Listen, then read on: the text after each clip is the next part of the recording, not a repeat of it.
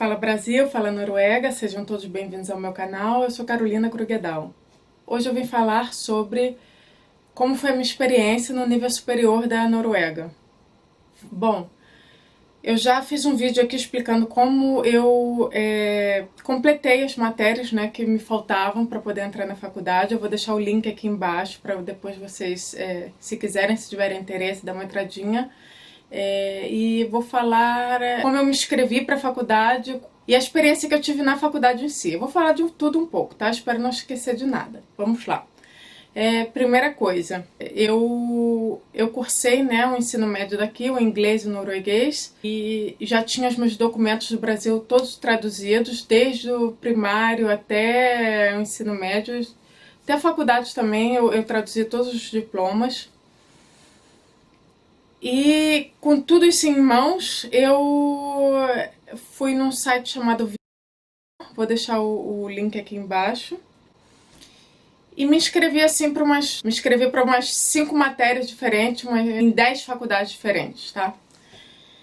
E aí eu consegui vaga em Hamar, Högskolan em Hamar. Hamar é uma cidade que fica de carro a 1 hora daqui, de carro e de trem, fica mais ou menos a mesma distância, tá, gente? Fica 1 hora aqui de casa.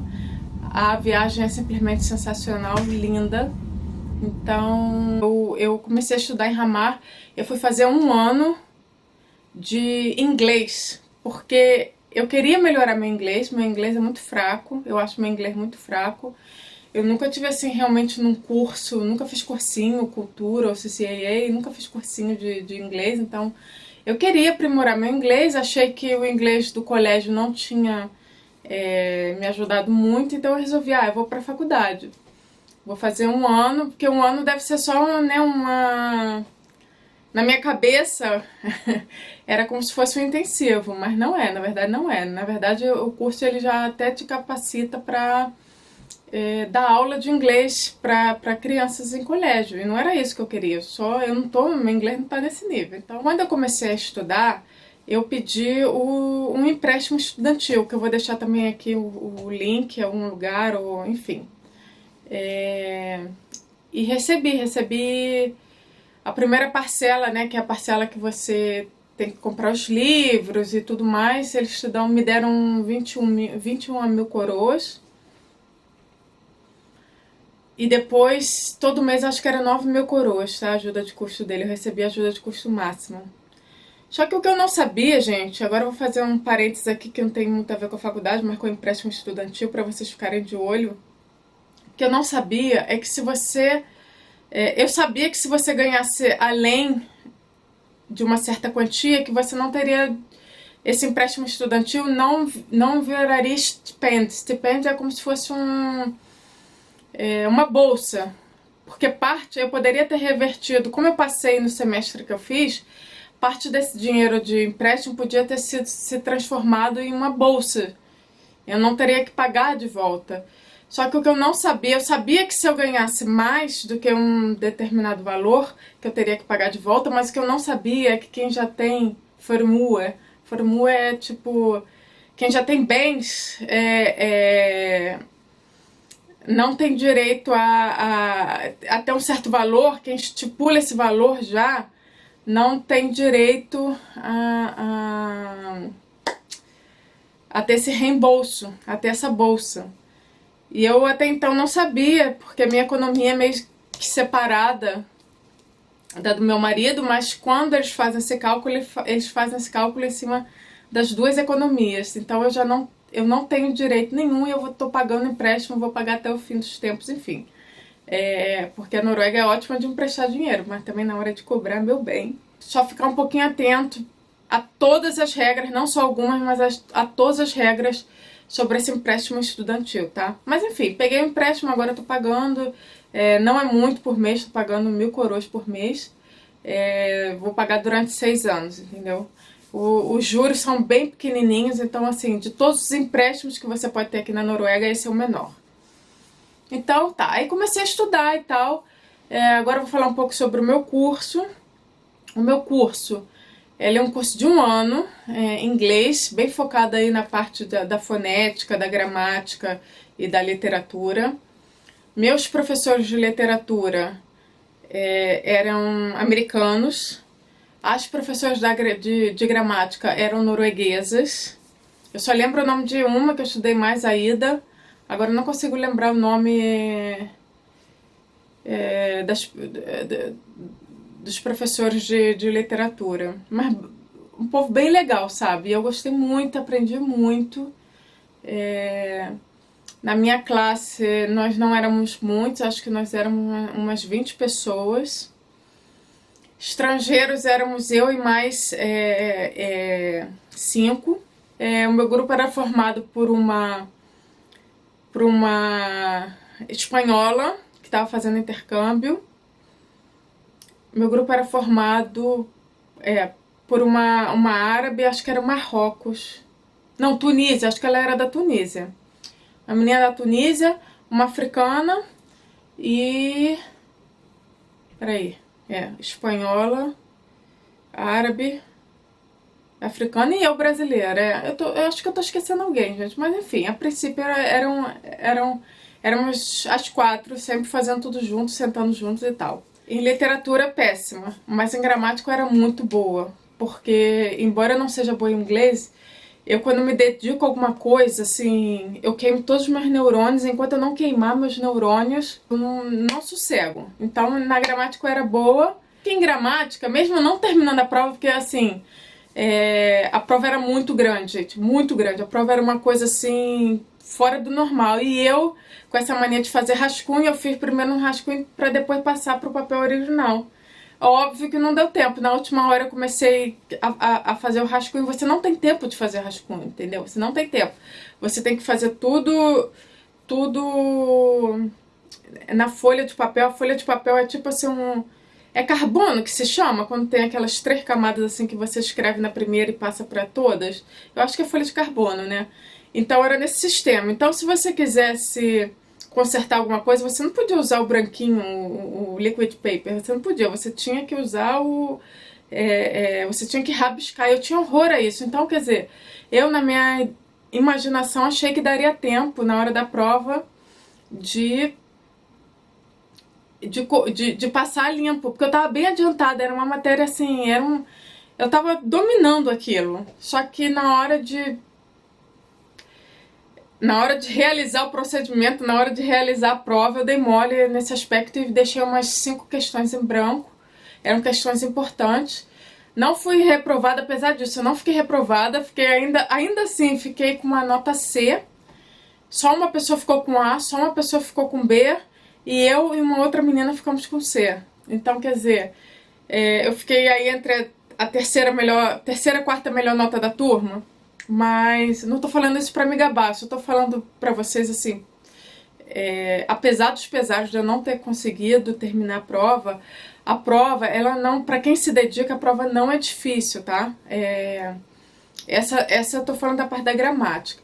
Já a parte de literatura, gente, literatura você tem que escrever, você tem que ser bom de escrever. Eu amo literatura, eu tenho muito conteúdo de literatura, só que eu não tenho o hábito de escrever em inglês, eu não tenho o hábito de escrever em inglês. Eu nunca escrevi, além de frasezinhas soltas no Facebook, eu nunca tive hábito. Nem de exercício de cursinho, porque eu nunca cheguei a fazer cursinho, entendeu? Era só aquele inglês do colégio, que era 1h para 45 minutos. Eu aprendi por conta própria inglês cheio de erros, cheio de falhas, cheio de limitações. Assim, só Deus sabe como eu consegui passar na prova do ensino médio daqui. Mas na faculdade, assim, passei também em literatura, só que passei com D, tá?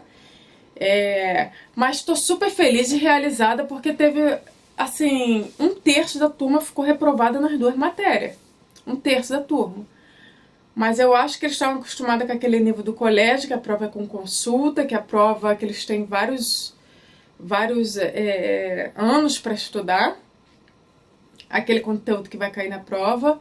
Eles estavam acostumados com essa moleza, que é a prova quando você termina o ensino médio daqui, e caíram na faculdade. Gente, eu vou falar uma coisa, a faculdade, ela não é difícil, ela não é assim, os conteúdos não são aquelas as mais complicadas, até porque é tudo muito corrido. Só que eles não dão a história da língua, eles já vão assim, literatura, fonética e gramática, assim, em 6 meses, meu cérebro quase... Mas não é difícil, o problema é que é muito conteúdo num curto período de tempo. Não sei porque eles não conseguiram passar, porque eles têm inglês desde pequenininhos, mas eu acho que eles não se dedicaram. Eu acho que quem ficou reprovado realmente não está muito interessado, assim. Ou tomou um susto com a diferença de nível de dificuldade. Meu inglês era péssimo. Eu morava longe da faculdade, que a maioria que estudava em Ramar morava em Ramar, então moravam andando de bicicleta quando eles terminavam. Então, quer dizer, eu morava longe, eu trabalhava e eu já tinha uma filha. Então, quer dizer, e com tudo isso eu consegui passar, e em gramática tá entre as melhores. Literatura, tirei um D, não estava entre as melhores, mas também não fiquei nesse um terço que ficou reprovado, então também tô super satisfeita, entendeu? Então os livros que eu usei, não todos, ai, deixa eu ver a cadeira assim, aqui estão os livros, parte dos livros que eu usei, não estão todos aqui, tá? Eu não precisava comprar todos, eu podia simplesmente ter pego emprestado alguns, ou tirado xerox de partes do livro. Também tem isso. Quando você começa na faculdade, as faculdades você não tem que pagar. A minha eu não tinha que pagar. Era pública, só que você paga uma taxa para usar a máquina de xerox. E aí você pode tirar o quanto de xerox você quiser. Tipo assim, é muita xerox. Você pode tirar muita naquele valor. Você só não pode tirar do mesmo livro, claro, você não pode copiar um livro inteiro, porque aí entra a questão dos direitos autorais e tal, e quando você tenta tirar mais do que você pode, a própria máquina de xerox te avisa que você não pode tirar mais, porque você já passou. É interessantíssimo o sistema, eu nunca tinha visto nada igual. Por que eu saí? Porque eu não quis cursar mais. Gente, eu quis cursar mais porque eu entrei no curso assim, achando que era uma coisa, um intensivão de inglês.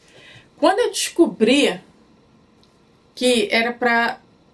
eu já poderia dar aula, ou já poderia dar aulas de inglês, eu falei, gente, para tudo, eu não tenho esse nível, entendeu?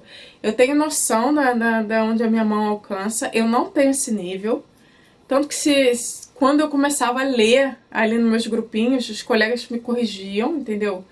Eu sou péssima, eu sou péssima. O meu inglês é de repetição, de escutar assim e repetir o que eu escutei. Mas assim, quando você vai ler as palavras... Eu sou péssima no inglês ainda, tá? Mas consigo entender tudo, né? Porque também trabalhar no aeroporto ajuda, então eu consigo entender tudo. Mas não tenho nível pra dar aula, pelo amor de Deus, né? Aqui nem na China, tá, gente? Não tenho esse nível. Não... Consigo me comunicar em qualquer lugar que você me deixar, mas assim... aquela pronúncia corretinha e tal, certinho, não, eu tenho muita dificuldade em inglês, então não era esse meu objetivo. Porque eu passava mal no trem, gente, eu sou o tipo que passa mal que eu até andando de trem. A terceira, já tinha esquecido, olha como é que é a memória. Eu engravidei, gente, e eu tenho hiperêmese. Eu praticamente fico acamada os 4 primeiros meses, tá? Fico muito mal com a hiperêmese. E depois... mesmo sem estar acamada, eu ainda vomito muito, ainda passo muito mal, tá? E aí minha filha já tava começando a sentir minha falta, muita minha falta, né? Porque embora a distância fosse só 1 hora e meia que eu gastava no total, tá? Porque eu deixava o carro no aeroporto e até pegava o trem do aeroporto até Ramar. E em Ramar, da estação de Ramar até a faculdade ainda eram entre 10 e 15 minutos caminhando. E eu perdi aí mais ou menos 1 hora e meia no total, ida e volta 3 horas por dia, e mais o tempo que eu passava estudando. Então, assim, começou a pesar na ausência em relação à minha filha.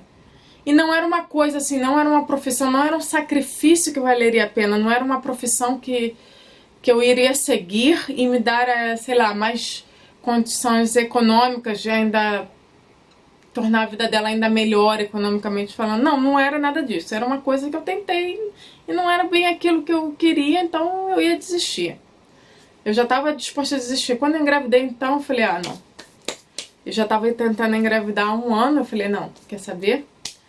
Agora que eu não volto mesmo e não quero voltar, não tenho pretensão de voltar, vou pagar o empréstimo estudantil e vida que segue. Vou tentar fazer outra coisa, mas agora eu tô pensando aqui em um cursinho técnico, mas depois eu vou atualizar vocês. Bom, resumão da faculdade. Eu gostei da experiência, eu gostei dos meus camaradas de classe, até gostei da faculdade, achei o sistema muito organizado, muito... Apesar dessa maçaroca, muito conteúdo em pouco tempo, assim. E eu fiz letras também na UFRJ, eu sei o que é ter 6 livros para ler num semestre, mas mesmo assim não se compara, porque aqui, além dos livros, da quantidade enorme de livros que tinha para ler nesse semestre de literatura, eu ainda tinha a parte da gramática junto, que era bem puxada também, que foi muito conteúdo, que eles na gramática eles davam a gramática e a fonética, né? A parte da fonética também ao mesmo tempo. Então era uma aula voltada para a gramática, a outra voltada para a fonética e muita informação. Além dos livros de literatura, ainda tinham textos. Toda semana era um livro e textos. Um livro e texto. Então, cara, muito conteúdo para pouco tempo. Foi o que eu achei. Mas a faculdade em si, quem fez uma faculdade de federal, eu acho que conclui muito facilmente. Quem fez uma federal no Brasil conclui com muita facilidade uma faculdade na Noruega, tá? A minha opinião, achei o nível, embora puxado, não puxado no nível, tá? O nível não tinha nada demais, as questões não eram nada demais das provas. Só que as provas, assim, muito conteúdo também, é igualzinho o curso, muito conteúdo em pouco tempo. É a única reclamação que eu tenho que fazer, que era muita coisa em pouco tempo. Mas o nível, gente, não é uma coisa assim, bicho sete cabeças. Eu não sou um gênio, o meu QI não é excepcional, eu não sou mais inteligente que ninguém, tô no mesmo nível que ninguém, mas agora eu sou dedicada pra caramba. Quando eu começo um negócio, assim, e gasto o que for com livro, não tenho pena de gastar com livro, é uma coisa, tá? Porque tem muita gente que pergunta como é que faz pra entrar nas faculdades na Noruega. Gente, as faculdades na Noruega... elas são... Você não paga nada, realmente, você não tem que pagar nada. Só que pra você entrar, tipo, como intercâmbio, você tem que comprovar uma renda X por ano de estudo. Então, assim, eu vou buscar informação e deixar aqui o valor certinho. Mas eu acho que são, tipo, 134 mil coroas por ano de estudo, tá? Então você teria que ter assim, uns 80 mil reais por ano de estudo. Então se você for fazer um bacharelado, que aqui os bacharelados são de 3 anos, se você for fazer um bacharelado, você vai ter que 3 vezes 8, 240 mil reais mais ou menos, você vai ter que ter. Eu acho que, ok, você não tem que pagar a faculdade, mas em compensação você vai ter que ter já muita bala na agulha, né? Matérias como psicologia, IT, medicina, essas são dificílimas de entrar. Essas são... Você tem que ter, tipo assim... Você praticamente tem que gabaritar todas as matérias. Você tem que ter excelentes notas. Mas tem matéria que nem tem concorrência. Tipo assim, se você for estudar religião, qualquer coisa do tipo, cara... Você não precisa nem... Não tem concorrência, tipo, é 1 para 1 ou 0,5 por vaga, entendeu? Então entrar na faculdade assim, se for uma coisa bem procurada, psicologia, medicina, enfim, é difícil. Agora, as outras matérias, eu diria que você tendo um 4 em inglês e norueguês do ensino médio daqui e tendo boas notas no Brasil, você consegue entrar na imensa maioria das coisas, tá? Eu lembro que a minha amiga, ela fez criminologia. Aí ela tirou 4 em norueguês e 3 em inglês. E ela entrou pra criminologia.